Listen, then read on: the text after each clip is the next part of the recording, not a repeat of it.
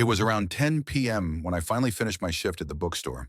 The town was quiet as usual, and I always enjoyed these late-night drives back to my apartment. There was a chill in the air, and the streets were mostly empty, lit only by the yellow glow of streetlights. It was a peaceful night, or so I thought. I walked into my apartment, the faint smell of leftover dinner lingering in the kitchen. I was alone, just the way I liked it after a long day of working with the public. The only sounds were the hum of the refrigerator and the occasional creak of the old building. I dropped my keys on the counter and went to my bedroom, taking off my shoes and throwing my bag onto the bed. I switched on the TV and sat down to unwind. It wasn't long before I started to hear something strange. Faint footsteps in the hallway outside my room. At first I dismissed it as just the old pipes or the wind causing the building to settle, but then the footsteps grew louder. 1, 2, 3, slow and deliberate.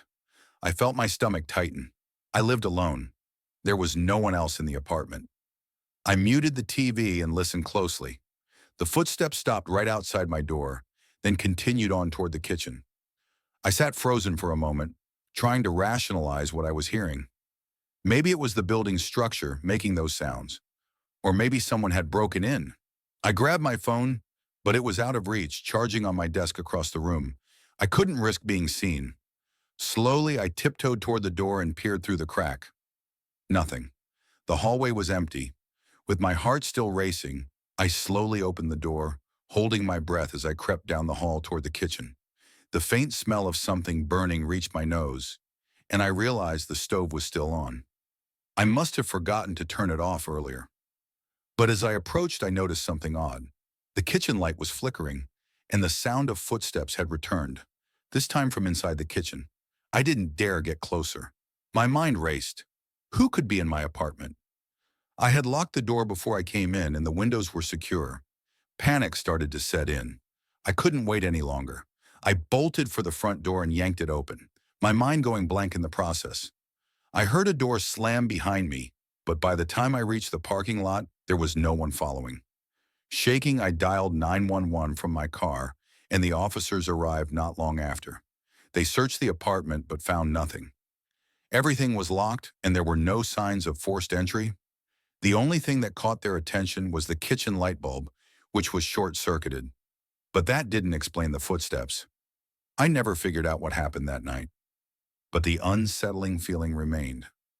To this day, sometimes I'll hear faint footsteps when I'm alone in my apartment, and I can't shake the feeling that I'm being watched. It was my first year of college. Since I couldn't get a dorm room, I found a small, cheap apartment near the city center. Living alone seemed like a great idea, at least for the first few weeks. The apartment was old. The wooden floors creaked, and strange noises echoed at night. But I figured that was normal for an old building. Everything was fine at first, but then things started getting weird. Every morning, I'd find my kitchen cabinets open. At first, I thought I had just forgotten to close them. Then I started noticing small things out of place. A water bottle sitting on my table that I knew I hadn't left there. Then came the worst part, the breathing. At night, while lying in bed, I started hearing faint breathing sounds. I assumed it was coming from the apartment next door. But one night, as I listened carefully, I realized something chilling. The breathing was coming from inside the wall. I tried to convince myself it was just the pipes, or maybe mice, but something in my gut told me otherwise. So one night, I decided to stay awake and watch. I turned off all the lights and hid in the corner of my kitchen. At around 2 a.m., an icy chill ran down my spine. And then I saw it. A cabinet door slowly creaked open. A thin, filthy man with hollow eyes and tattered clothes emerged from inside. I stopped breathing. He stepped barefoot onto the floor, carefully scanning the kitchen. Then, as if this was completely normal, he walked over to my fridge, opened it, and grabbed a small yogurt cup. My heart pounded in my chest. I sat frozen in terror as he peeled back the foil and quietly ate. Then suddenly, he turned his head toward me, and he smiled. My body finally reacted. I bolted toward the door, screaming. The man didn't chase me. He simply vanished back into the cabinet. When the police arrived, they discovered a hidden passage behind the kitchen cabinet. The old apartment had a crawl space inside the walls that no one had noticed before. He had been living inside my apartment for weeks. I don't know how long he had been there watching me, but the police found something disturbing. A small sleeping bag, empty food cans, and a message scratched into the wooden wall.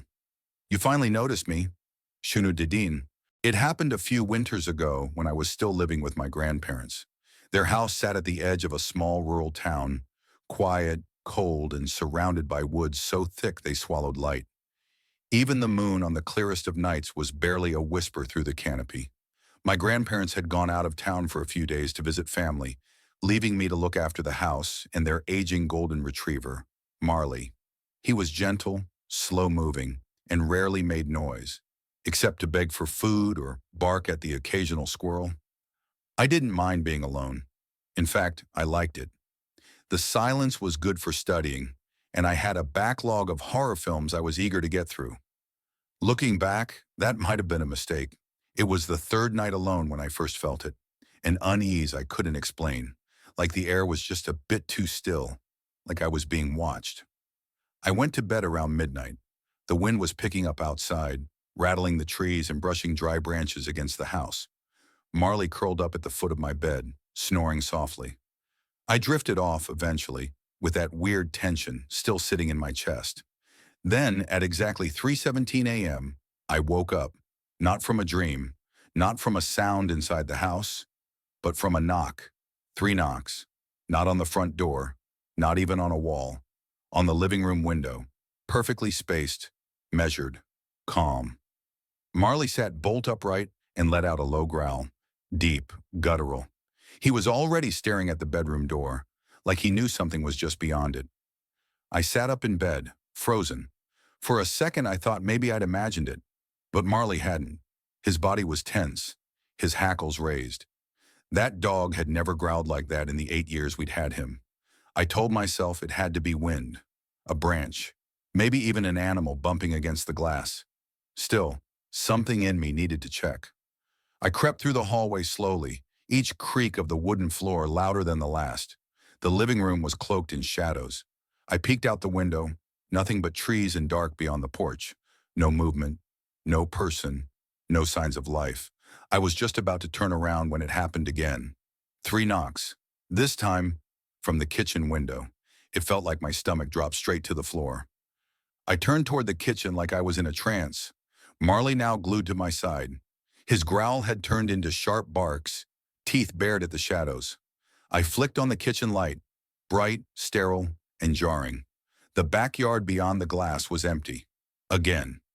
But the window had fogged up slightly just in the corner, like someone had leaned in close. I stared at it for a long moment, then reached for the lock and double-checked it. Then I checked every other window, every door.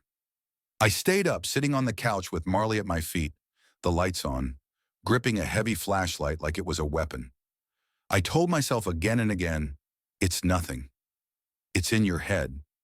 Eventually, around 4 a.m., I lay down on the couch. Marley nestled beside me. I didn't fall asleep, not really, just hovered between exhaustion and fear. Then Marley exploded into barking. He sprinted across the room, stopping at the basement door. He snarled, scratched at it, barked louder than I'd ever heard. It took me a moment to realize what he was barking at. The doorknob was turning, slow, deliberate, a full twist, then another. The door was locked, I was sure of it, but something on the other side was trying, really trying. I froze. I didn't move. My body wanted to run, but my legs didn't respond. The knob twisted one more time, and then stopped. The silence that followed was worse than the noise. I backed away slowly, grabbed my phone from the coffee table, and called the police. They arrived in less than 15 minutes, sirens low, sweeping the property with flashlights. I stayed outside with one officer, clutching Marley and shivering, not from the cold, but from something deeper. Colder. They searched the house. The basement was empty. No signs of forced entry. Nothing stolen. No open windows. No broken locks. But then one of the officers called me over. He'd found something wedged behind the wooden stairs leading down into the basement. A balled-up hoodie, muddy work boots, a torn plastic bag, and something small and square. A Polaroid photo. He handed it to me with gloved hands. It was a grainy picture of me, sitting at the dining table, taken from outside the window. On the back, written in black ink,